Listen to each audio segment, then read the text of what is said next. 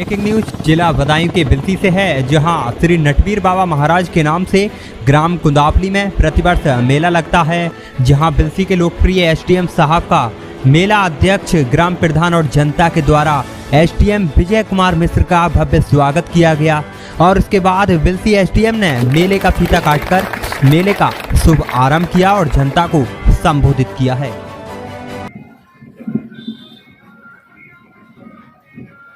नटवीर बाबा कुंदावली के मेले के उद्घाटन के अवसर पर उपस्थित मेला कमेटी के अध्यक्ष शिवराज सिंह जी, मेला कमेटी की देखरेख करने वाले सुरेंद्र चौधरी जी, हमारे कुंदावली ग्राम पंचायत के पूर्व ग्राम प्रधान प्रमोद कुमार जी, सोबरन सिंह जी जो पत्रकार भी हैं।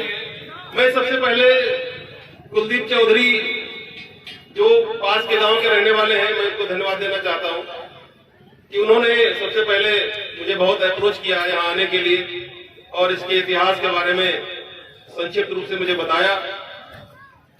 मैं आने की स्थिति में नहीं था, बहुत काम है इस समय चुनाव निपट गया है, लेकिन चुनाव के निपटने के बाद में कुछ कार्य ऐसे हैं जो बहुत ही समयबद्ध हैं, चरणबद्ध हैं, उनको चुनाव के मोड में ही करना है। एक भी मिनट की मेरे पास फुर्सत नहीं थी, फिर भी मैं इनके आग्रह से, क्योंकि ये बहुत ही भावनात्मक व्यक्ति हैं, इसलिए इनकी भावनाओं को मैं देखते हुए मैं यहाँ पर आने का मैंने कोशिश किया और आज मैं आपके बीच में हूँ। मैं मेला कमेटी के तमाम पदाधिकारियों को धन्यवाद देता हूँ कि नटवीर बाबा के मेले को आयोजित करने के लिए उनके द्वारा जो व्यवस्थाएं की जा रही हैं वो बहुत ही सराहनीय है। और ये बदायूं जनपद, जब मैं यहाँ जनपद बदायूं में मेरी नियुक्ति हुई थी, मैंने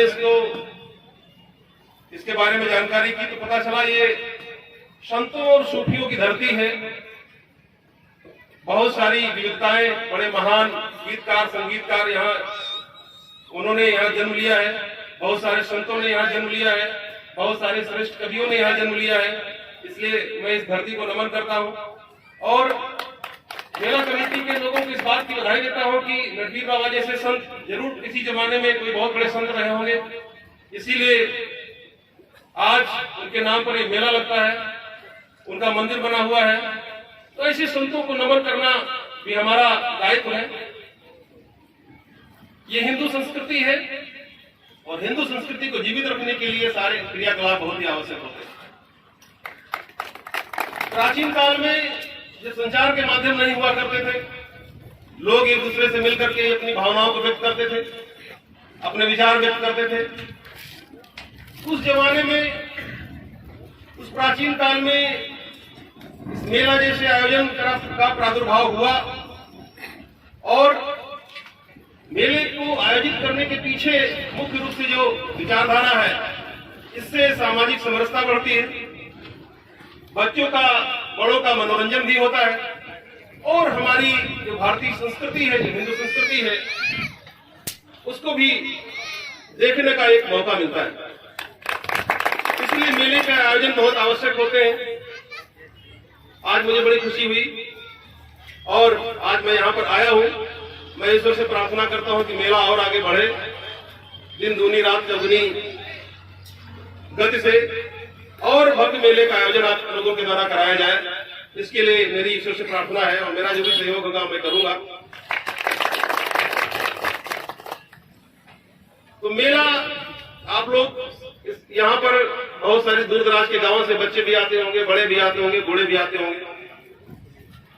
जो बच्चे शहर नहीं जा पाते, जिनके पास मनोरंजन के साधन नहीं है, खेल कूद के साधन नहीं है, बहुत सारी अभी हमारी जो भारत की जो आबादी है, जो जनता है, गांव में अभी बहुत गरीबी है, बहुत विकास की आवश्यकता है। इसलिए ऐसे लोग जो समाज में पंक्ति में अंतिम व्यक्ति के रूप में है, उनको अपनी भारतीय संस्कृति, हिंदू संस्कृति को समझने का मौका मिलता है। उनको यहाँ आकर के खुशी मिलती होगी, मेला देखने जा रहे हैं, बच्चों को बड़ी अपार खुशी मिलती होगी। मुझे अपना बचपन याद आता है कि मैं अपने बचपन में भी मेला देखने जाया करता था गांव से, क्योंकि मेरा भी जन्म गांव में ही हुआ है और ऐसा गांव जो शिक्षा में बहुत ही पिछड़ा हुआ क्षेत्र था किसी जमाने में, आज हमारे क्षेत्र की प्रगति हो रही है शैक्षिक रूप से। तो मुझे अपना बचपन याद आ गया। इतना जीवन हो गया, इतनी नौकरी हो गई, बहुत सारे मेले देखे, फिर भी जब ऐसे स्थानों पर पहुंचते हैं तो मन में वही बचपन फिर पुनः जागृत हो जाता है और बड़ी खुशी मिलती है। आप सभी को पुनः बहुत बहुत धन्यवाद। इस मेले का आयोजन आपके द्वारा जो अनवरत विगत 40 वर्षों से किया जा रहा है, आगे भी इस मेले का आयोजन करते रहें और इसको भव्यता प्रदान करें और इसको अच्छी गति दें। साफ सफाई का विशेष ध्यान रखें, क्योंकि मेले में बहुत सारे लोग आते हैं, बहुत सारे खाद्यान्न के स्टॉल लगे होते हैं, खाद्य पदार्थों के स्टॉल लगे होते हैं और बच्चे और लोग जो यहाँ पर खाने के बाद में जो पत्तल अपना डाल देते हैं, इसकी सफाई की भी विशेष व्यवस्था का ध्यान रखा जाए और इस मेले को और भव्यता प्रदान की जाए। मैं इन्हीं शब्दों के साथ अपनी वाणी को विराम देता हूँ। जय हिंद, जय भारत।